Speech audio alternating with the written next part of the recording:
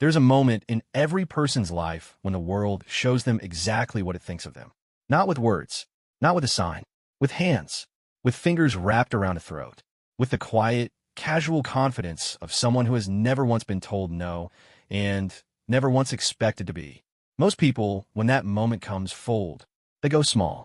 They convince themselves it was a misunderstanding, that they provoked it somehow, that the world is just like this, and they should learn to live inside its rules. Sarah Mitchell was not most people, but she didn't know that yet. She was 26 years old when she walked into the federal law enforcement training compound outside Quantico on a Tuesday morning in early October, and the air tasted like wet grass and diesel fuel and something else, something she would later describe to her mother as the specific smell of men who have decided they own a room before they've even walked into it. Her mother had laughed at that. Sarah had not.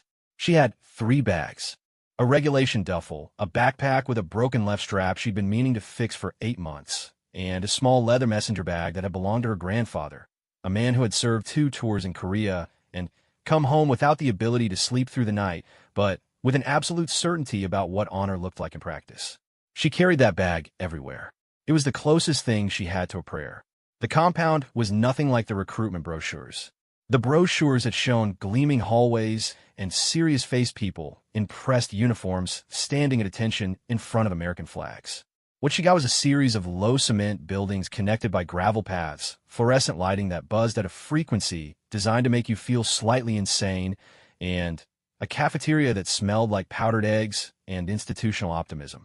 31 people had been accepted into this cohort. 22 men, 9 women. Sarah noticed that ratio immediately. She always noticed it.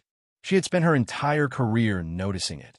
First in college, then in law enforcement, then in the 2 years of grueling applications and background checks and psychological evaluations that had led her here. She had learned to carry that number in her chest like a small, cold stone. Not bitterness, not defeat, just information, just data about the territory she was moving through. She found her bunk in the women's dormitory, a narrow room with 6 beds, metal lockers, and a single window that looked out onto the gravel path. Her bunkmate was a woman named Carmen Reyes, who had come up from the San Antonio field office and had the kind of stillness about her that Sarah recognized immediately as someone who had also spent a long time being underestimated. They shook hands. They did not say much. They did not need to. The first 3 days were orientation. Bureaucratic, procedural, deliberately designed to be slightly humiliating in a way that was plausibly deniable. The kind of hazing that doesn't look like hazing until you zoom out and see the pattern. Standing in lines, waiting to be processed, being assigned numbers and codes and regulations manuals, and told to memorize things that would later turn out to be irrelevant, just to see who would do it without question. Sarah did it without question. She memorized the irrelevant things. She stood in the lines. She did not complain or roll her eyes or bond with the people around her over shared frustration, which was what the lines were actually designed to produce. Small alliances built on mutual grievance. She had read enough about institutional manipulation to recognize the architecture of it. She was there to learn, not to make friends, not to prove anything to anyone who wasn't worth the proof. That distinction would matter later. His name was Daniel Voss, and he was the kind of man who had spent so long being exceptional at one thing that he had developed a profound blindness to every other dimension of human experience. He had been a Navy SEAL for 11 years. He had done things in places that don't appear on maps that would make most people's understanding of human endurance seem quaint. He had a body that looked like it had been designed by someone with a grudge and a gift, and he walked with the particular economy of movement that comes from years of training the body to waste nothing. No gesture, no step, no breath spent without a return on investment. He was also, and this is the part that matters, aware of exactly how he appeared in a room. Not vain. Vanity is anxious. Daniel Voss was not anxious. He was simply calibrated, precisely tuned to the frequency of spaces where physical dominance was the primary currency, and he had been trading in that currency for so long he had stopped noticing he was doing it. He had been brought in as an instructor for the combatives and close quarters training portion of the program. For weeks. Une armée de combat, restreint technique, stress inoculation. The kind of training that either breaks something in a person or reveals what was always there underneath. He had run this course 14 times at various facilities. He knew the rhythms of it. He knew which candidates would wash out by day 3, which ones would surprise him, which ones would fold under pressure, and which ones would find something in the folding that made them harder to break. He was not, when he first saw Sarah Mitchell, thinking anything particular about her. That was the thing about what came next. It did not begin with malice. It began with the specific kind of carelessness that comes from a lifetime of being given the benefit of the doubt. The carelessness of a man who had never once had to consider whether the space he was moving through was also moving through someone else. The first week of combatives training was foundational. Stances, falls, basic grip escapes. The mechanics of the body under stress. Daniel ran it the way he always ran it. Efficiently, with the steady, measured intensity of someone who had no patience for theater, but absolute respect for the work itself. Sarah was a quick study. She always had been.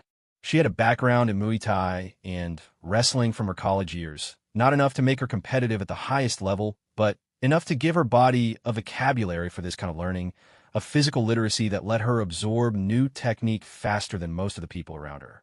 Daniel noticed this. He noted it with the professional interest of an instructor cataloging his cohort. Nothing more. The problem started in week 2. They started the way these things always start, not with a dramatic confrontation or a single inciting incident, but with accumulation. Small things. A comment here. A pairing there. The way the room arranged itself around assumptions so old they had become invisible. 2 of the male candidates, Hargrove and Pelletier, both former military, both the kind of men who bonded with each other through a shared language of contempt, had developed a habit. Not toward Sarah specifically, not at first. Toward the women in the cohort as a category. A comment during a drill about weight differentials that was technically about training methodology and functionally about something else entirely. A gesture during a technique demonstration that was technically corrective and functionally boundary crossing. The kind of behavior that, if you named it out loud, would be met with wide eyes and protests. I was just talking about biomechanics, and would leave you holding the weight of having named it while they walked away clean. Sarah named nothing. She watched. She filed. She had learned a long time ago that in environments like this one, the woman who names things first loses the room. Not because she's wrong, because the room isn't ready, and readiness is not about truth, it's about sequence. She was waiting for the right sequence. Carmen Reyes pulled her aside on a Thursday night after dinner in the narrow space between the dormitory building and the equipment shed where the security cameras had a blind spot, something they had both independently identified in the first 48 hours. "You see it," Carmen said. It was not a question. "I see it," Sarah said. "What are you going to do?" Sarah looked at her. "Wait." Carmen was quiet for a moment. Then, for what? For it to go far enough that no one can explain it away. Carmen nodded slowly. She understood. She had played this game before, in other rooms, in other buildings. You wait for the undeniable. You build your case in the dark. You do not move until you have something they cannot subtract from. It was exhausting. It was also the only strategy that worked. The session that changed everything happened on a Friday, late in the second week. It was a stress inoculation drill, one of Daniel's signature exercises, something he had developed over years of running this program. 2 candidates squared off in a ring space marked by orange tape on the floor. The surrounding cohort watched. Daniel called out random commands. Change technique, change target, add resistance. Designed to test adaptability under pressure and the ability to absorb and execute instruction while your nervous system was already running hot. It was effective. It was also the kind of exercise that created cover. Sarah was paired with Hargrove. She knew, the moment the pairing was announced, that this was not accidental. She had watched Hargrove's patterns carefully enough to understand that he was not a man who improvised cruelty. He planned it, in the loose, opportunistic way of someone who was always looking for a structure that would give him permission. The drill started normally. Contact, resistance, escape, reset. Sarah was holding her own. She was smaller, but she was faster, and she had a technical precision that Hargrove lacked. He relied on force where she relied on angle, and for the first few minutes they were effectively canceling each other out. Then, Daniel called a change. Restraint drill. Groundwork. Hargrove got behind her.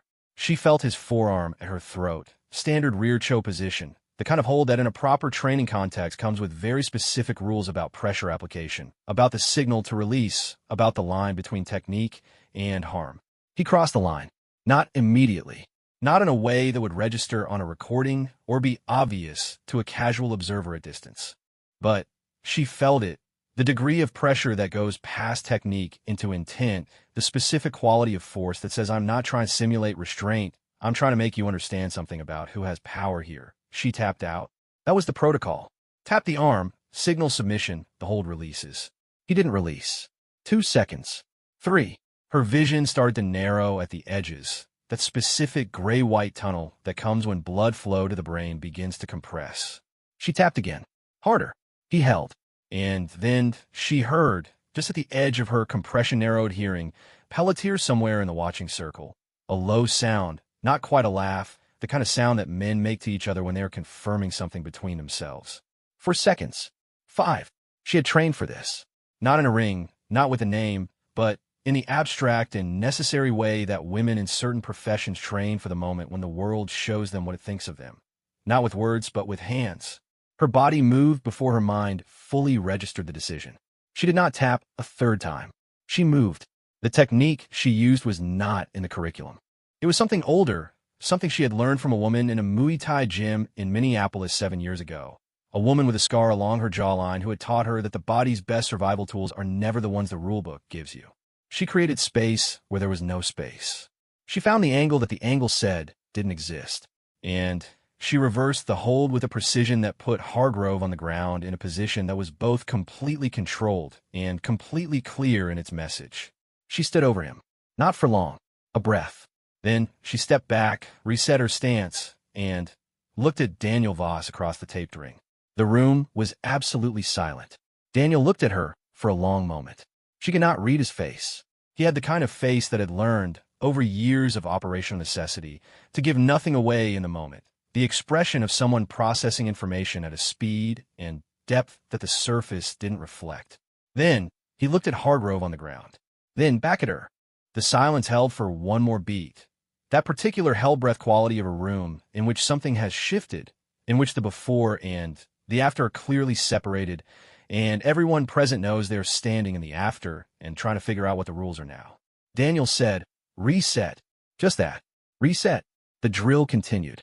But something had changed in the room's architecture, and everyone in it could feel it, and no one said a word about what they had all just seen, and the not saying was its own kind of seismic event. Sarah reset her stance. Her hands were steady.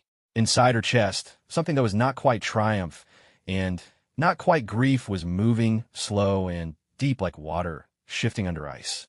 She had waited for the undeniable. It had come.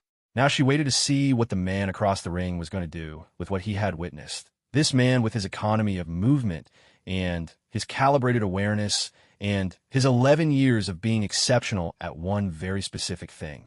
She had learned not to expect anything from men in rooms like this one. She had learned that expectations were a liability. But she was watching. She was always watching. And something in Daniel Voss's eyes, in that one held moment before he said reset, had been different from what she expected. She didn't know yet what to do with that. She filed it, along with everything else. And the drill went on. Nobody talked about it directly. That was the thing about these environments. The event and the conversation about the event existed in completely separate dimensions, and you were never supposed to let them touch. The event happened in the body, in the room, in real time with real weight and real consequence. The conversation happened later, in careful sideways language, in comments that were technically about something else, in the quality of silences that gathered around certain people like weather. The silence that gathered around Hargrove after that Friday session had a particular texture. Sarah noticed it the way she noticed everything in this building. From a slight remove, through the measuring instrument of a mind that had spent years learning to read runes the way a navigator reads current. Not feeling it exactly, noting it, cataloging it, understanding what it meant. What it meant was this. The room had seen what happened, and the room was deciding what it thought about what had happened, and that decision-making process was slow and social and deeply uncomfortable for everyone involved because there was no clean story to tell about it. Hargrove wanted the story to be that she had broken protocol, gone outside the curriculum, escalated inappropriately. Pelletier wanted the story to be that she had gotten lucky, that her response was a fluke, that the whole thing was being made into something bigger than it was by people who were predisposed to make things bigger than they were. The rest of the cohort wanted the story to be something they didn't have to have an opinion about, because having an opinion in either direction was going to cost them something, and cost was the thing they were almost carefully managing in this compressed, high-stakes, performance-evaluated environment where every interaction was data that could help or hurt you. Sarah wanted none of these stories. She hadn't done it to create a story. She had done it because her vision was graying at the edges, and her body had made a decision that her mind had been smart enough not to override. But stories are not about what you want. Stories are about what the room needs. Carmen found her at breakfast on Saturday, the one morning of the week when the schedule loosened slightly and people had time to actually sit with their coffee instead of inhaling it while standing over a sink. She set her tray down across from Sarah without asking, which was a thing Sarah had come to understand about Carmen. She operated by the principle that permission was for situations where refusal was a realistic option. Hargrove talked to 3 people last night, Carmen said. She was eating scrambled eggs with the focused efficiency of someone treating food as fuel and nothing more. Sarah drank her coffee, said nothing. He's calling it an overreaction. Says you lost control. Used a technique that could have seriously injured him. Carmen's voice was flat. She was not editorializing. She was delivering the report. I know. 2 of the 3 he talked to believed him. I know that too. Carmen looked up from her eggs. You're not worried. It wasn't a question, but it had the shape of one. Sarah recognized the thing underneath it. Not doubt in Sarah's assessment, but a genuine inquiry into the internal mechanism. How do you hold this without it eating you? I'm worried, Sarah said. I'm just not surprised. There's a difference. Carmen went back to her eggs. They sat in the comfortable quiet of 2 people who understood each other's operating system. Across the cafeteria, at a table by the windows, Daniel Voss was eating alone with a book open next to his tray. He read the way he did everything, with complete, economical attention, nothing wasted, nothing performative. He did not look up. Sarah looked at him anyway. She was trying to understand him. It was a habit, this trying to understand, the same instinct that had made her good at her job. The engine of her attention pointed outward into the world, and its inhabitants always reading, always filing. Most people she read quickly. The variables were familiar. The patterns repeated. Daniel Voss was not resolving into a pattern she recognized. In the ring, after the incident, he had said reset and continued the drill and given nothing away. After the session, during the debrief, he had been precise and technical and completely neutral, commenting on the group's performance in the aggregate, saying nothing specific about what had happened in the tape square. This was either the behavior of a man who had decided to pretend it hadn't happened, or the behavior of a man who was processing it privately before deciding what to do with it. She didn't know which. She had been wrong about men in rooms like this before. She had read neutrality as sympathy and found indifference underneath. She had read silence as thoughtfulness and found calculation. She had learned to hold her assessments loosely, to see the data without committing to the interpretation until more data arrived. More data was coming. She could feel it. The building was too small, and the situation too charged for the silence to hold much longer. She was right. Daniel called her in his office on Monday morning. The office was small and almost aggressively functional. A metal desk, 2 chairs, a whiteboard covered in diagrams, a shelf with binders, and a single photograph she couldn't make out for where she sat. No decoration, no signals. The room of a man who had either no interior life to display or an interior life precise enough to know exactly which parts of it were relevant to which spaces. He was standing behind the desk when she came in. He gestured to the chair. She sat. He sat. He looked at her for a moment the way he had looked at her across the ring. That processing stillness, that economy of expression. She matched it. She was not going to fill the silence for him. She had learned that game too. Tell me what happened, he said. She had prepared for this. Not with a script. She didn't work from scripts. They always collapsed under the specific pressure of the actual moment, but with clarity. A clear account, factual and sequential, without editorializing or framing. Let the facts carry the weight. She told him. The tap out. The protocol. The hold that didn't release. The second tap. The hold that still didn't release. The technique she used to escape. She left out the sound Pelletier had made. Not because it wasn't relevant. But because she was offering him the version he could act on first and keeping the rest in reserve. When she finished, Daniel was quiet for a moment. Then, he said, "How many seconds?" She looked at him. "Before I moved?" "Yes. 5. Maybe 6. He nodded once. "Very small. The nod of someone confirming an internal calculation. The technique you use to reverse the hold. Yes. Where did you learn it? She considered the question. It felt like a sidebar, but nothing this man said felt like a sidebar. There was something he was getting at. She just didn't know the shape of it yet. A woman in Minneapolis. 7 years ago. Muay Thai Zim. She have a name? Probably. I knew her as Joe. The corner of his mouth moved slightly. Not a smile. Something smaller than a smile, the ghost of a recognition. Jag don't. Sarah stared at him. You know her, she said. I trained with her in 2014. She was teaching a combatives course for a private security contractor. He paused. She's one of 4 people I've ever met who could execute that specific reversal at speed under pressure. The room was quiet for a moment. And now 5, Sarah said. Daniel looked at her. Something shifted in his expression, just slightly, just enough to be visible to someone who was paying close attention. The recognition of a peer. Not a subordinate who performed well. A peer. It lasted a second. Then, the neutral surface reassembled. Hargrove has filed a formal complaint, he said, against you, alleging that you used an unauthorized technique and endangered a fellow trainee. She had expected this. I know. It will be reviewed by the program director. You'll be asked to provide a written account. I understand. My assessment of the incident will also be submitted. He looked at her steadily. My assessment will be accurate. She sat with that for a moment. Accurate. Not favorable. Not slanted in any particular direction. Accurate. Which meant he was going to document what he had observed without editorializing it, and let the facts sit where they sat. It was the most honest thing anyone had said to her in this building. It was also, she understood, not a guarantee of anything. Accurate accounts were not always the accounts that determined outcomes. She had seen accurate accounts buried under political calculations more times than she could count. Thank you, she said. He nodded. She stood to leave. At the door, she stopped, not dramatically, not with the calculation of a person staging a moment, but because something had been sitting at the edge of her attention since Friday, and she had not yet decided whether to say it out loud. She decided. He's going to do it again, she said. To someone. Not here, maybe, but somewhere.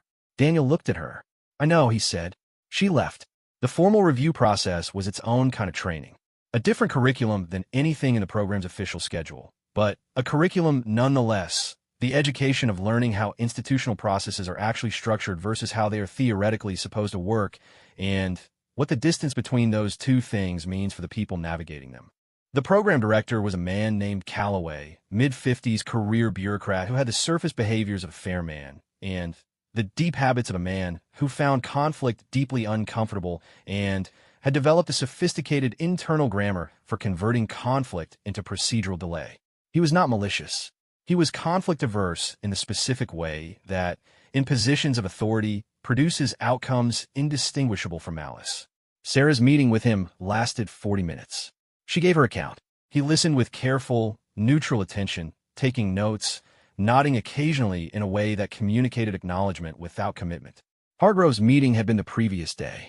She did not know exactly what he had said, but she understood the shape of it from Calloway's questions. The emphasis on protocol violation, the suggestion that her response had been disproportionate, the implication, never stated directly, always lurking in the grammatical structure of the questions, that there was something about her that had escalated the situation, something about the way she engaged that had created the condition. She answered each question precisely. She did not elaborate beyond what was asked. She did not perform distress or anger or indignation. She knew, from years of experience, that in institutional processes, emotion is read as instability, and instability is read as unreliability, and unreliability is the thing that gets used against you when someone is looking for a reason to balance an inconvenient truth with a convenient doubt. She was a very inconvenient truth. Calloway thanked her for her account. He said the review would take several days. He said the program's priority was the safety and integrity of all trainees. She thanked him and left.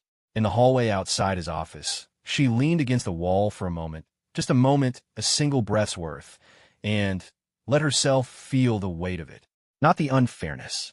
She had made her peace with unfairness years ago. The exhaustion, the specific, bone-deep exhaustion of having to fight for the legitimacy of your own experience in an institution that had been built brick by brick without you in mind. Then, she straightened up and walked back toward the training area. She had a 1,400 hours drill. She was not going to be late. Carmen was waiting for her at the water station outside the training hall. She had that look, the particular arrangement of Carmen's features that communicated information without words, that said, "I know something, and I need you to be ready for it."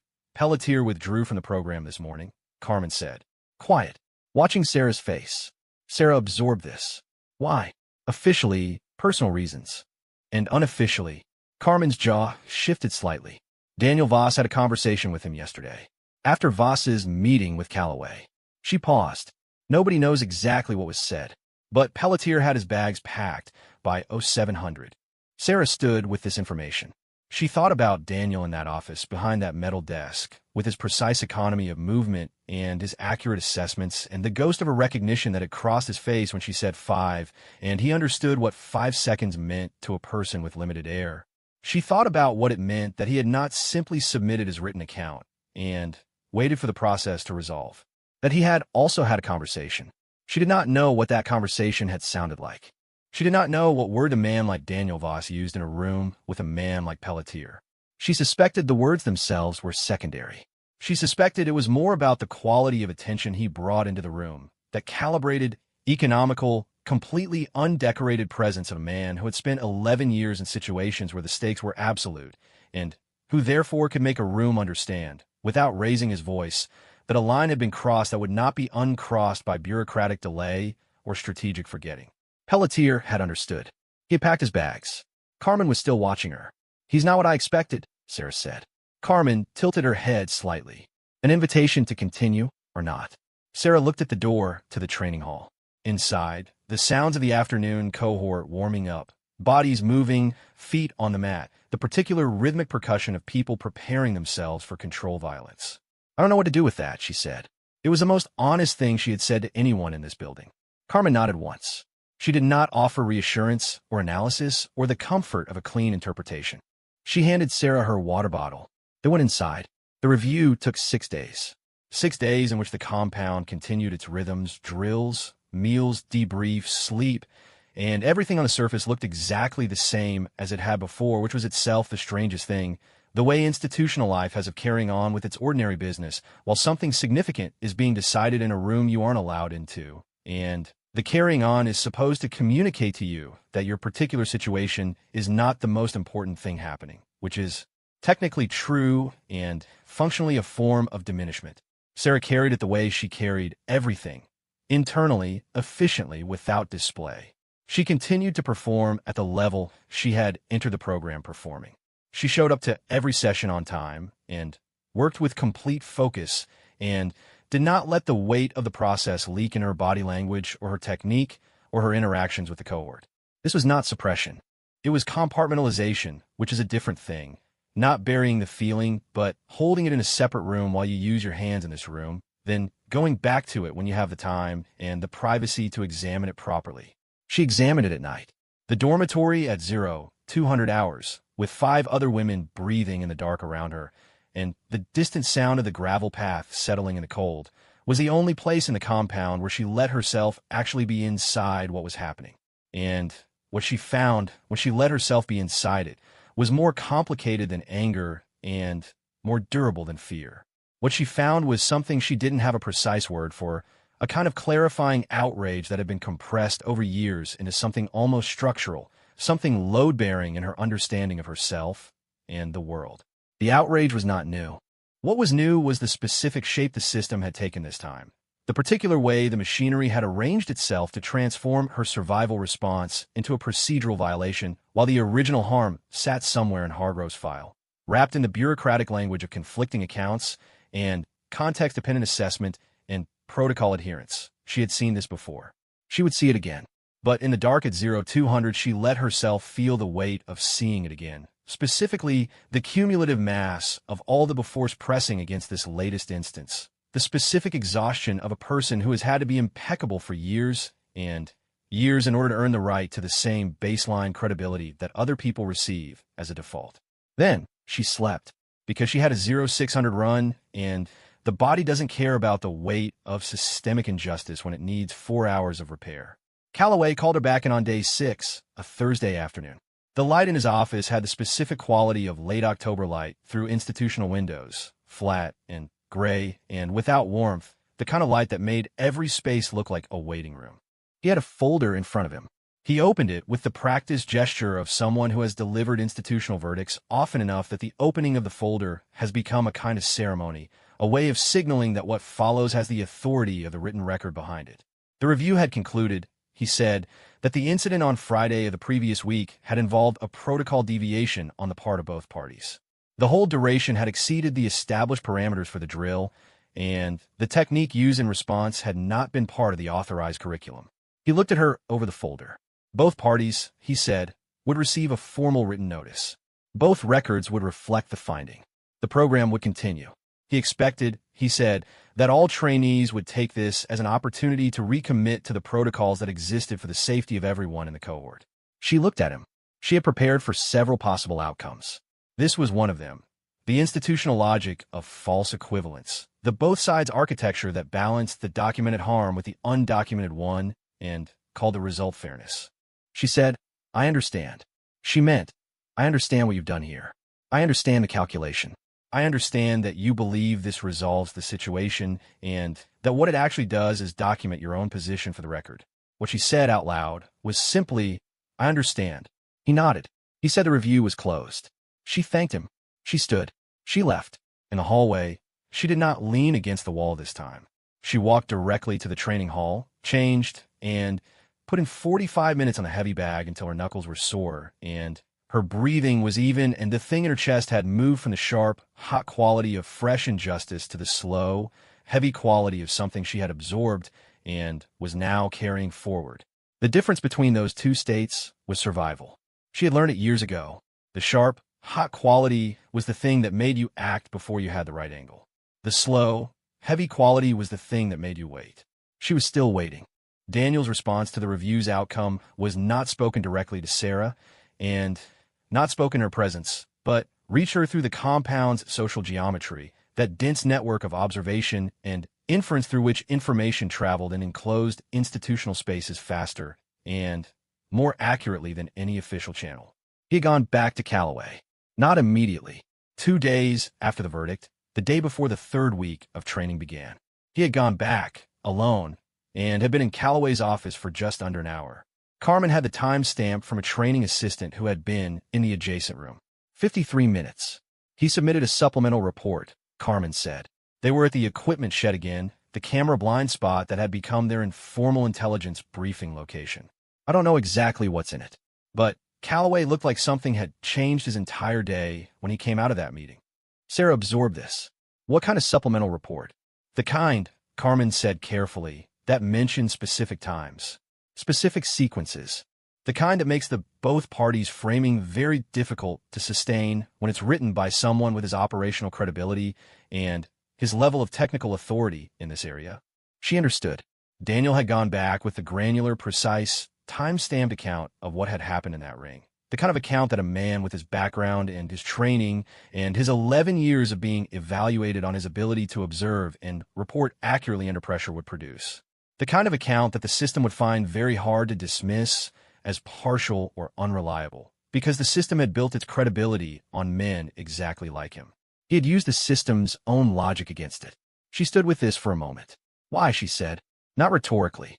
A genuine inquiry, directed inward, toward the question she had been sitting with since the morning she had walked out of his office, and he had said, I know. Carmen looked at her. You know why? She did. She just wasn't ready to say it out loud yet. There was something about naming certain things that accelerated them in a direction you weren't sure you wanted to travel, and she had not yet decided whether she trusted the direction. The report changes the outcome? She asked. Carmen shrugged slightly. It changes the record. Whether the outcome changes depends on Callaway. But a supplemental report from someone with his credentials becomes part of the official file. It doesn't disappear. Sarah nodded. That mattered. Not for today, necessarily, but for the file that followed Hargrove into whatever came next. For the pattern that would eventually accumulate enough documentation to become undeniable to the people who needed things to be undeniable before they would act. She had been building cases in the dark for years. It was unusual, genuinely unusual, to find someone else who understood the architecture. The third week of training was combat simulation. More complex scenarios, greater physical intensity, sustained stress over longer periods. The kind of week that was designed to push people to the edges of their capacity and see what lived there. Sarah lived in a state of controlled forward motion through all of it, not disconnected. She was fully present, fully engaged, but moving with the particular efficiency of someone who had stopped spending energy on anything that wasn't the work in front of them. The review was in her file. The supplemental report was in her file. The process was doing whatever it was doing in whatever room she wasn't in. None of that could be affected by her performance in this week's drills, so she gave the drills everything she had and kept the rest in that separate room in her chest. She and Daniel did not have a conversation outside of training context that week. He ran the sessions with the same measured, economical intensity he always brought. He did not treat her differently than he treated any other trainee in the way that would be visible or notable. He was an instructor. She was a trainee. The professional structure was clear, and she had no interest in blurring it. But there were moments, small ones, almost nothing, if you weren't paying the kind of close attention she paid to everything. A correction during a drill on Tuesday, his hand on her left arm, adjusting the angle of her guard position, completely standard technique correction, done a dozen times a session with various trainees. The correction lasted perhaps 3 seconds. He said, elbow down, you're leaving your ribs open, which was accurate and relevant, and said in exactly the same tone he used for every correction. But before he moved on to the next person, there was a beat. One beat, maybe a second and a half, in which he did not move on, in which he stayed in that 3-foot proximity and looked at the corrected position with a focused assessment of an instructor checking his work. She looked at the corrected position too. Then he moved on. She filed it. She didn't know yet what the file was building toward. She was just keeping the record. On Thursday, during a scenario debrief, he made a comment about adaptability, about the difference between trainees who executed technique and trainees who understood technique well enough to rebuild it in real time under pressure. He gave no specific examples. He was speaking to the cohort in the aggregate. His eyes did not linger on her. But Carmen, sitting 2 people down, looked at Sarah sideways for half a second. Sarah looked at the whiteboard. On Friday, after the final session of the week, she was cleaning her equipment at her locker when he passed behind her in the corridor on his way to the instructor wing. He did not stop. He said nothing. The corridor was not empty. 3 other trainees were at adjacent lockers. A training assistant was moving through with a clipboard. As he passed, not slowing, not turning his head, he said, the supplemental report has been accepted into the file. And then he was gone down the corridor. She stood at her locker with her hands on her equipment, and the words sitting in the air where he had left them, and she did not turn around, and she did not say anything, and the 3 trainees at adjacent lockers gave no sign of having heard.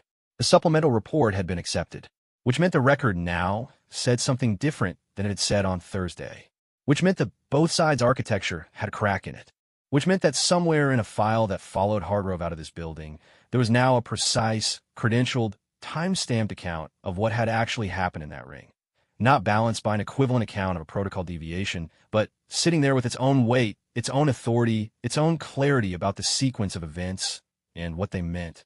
She closed her locker. She sat down on the bench and looked at her hands for a moment. They were still. She had good hands for this work, quick, precise, with a physical memory that held technique without conscious effort. She thought about Joe Beaumont in a gym in Minneapolis, with a scar along her jawline, teaching a reversal to a 20-year-old who had not yet fully understood what the reversal was for. Not just for the ring, for the sequence of rooms like this one that the 20-year-old would move through over the next 7 years. The reversal was for all of them. The capacity to find an angle in a space that the space said had no angle. She thought about what it meant that Daniel Voss had known Joe Beaumont, that he had recognized the technique, not just as a technique, but as a lineage, as something passed from a specific person to a specific person, something that carried the shape of its origin. That he had said, she's one of 4 people I've ever met who could execute that at speed under pressure, and then looked at Sarah with the recognition of a peer. She thought about the 53 minutes in Calloway's office. She thought about the beat and a half at the elbow correction. She was not constructing a story. She was very careful about not constructing stories, because stories were the thing that got you into trouble in rooms like this. The stories you told yourself about what things meant, the interpretations that felt true because you wanted them to be true, the warm shapes your mind made out of ambiguous data. She was only keeping the record. But the record, if she was being precise about it, was building towards something she had not expected to find in this building. Something she did not have a word for yet.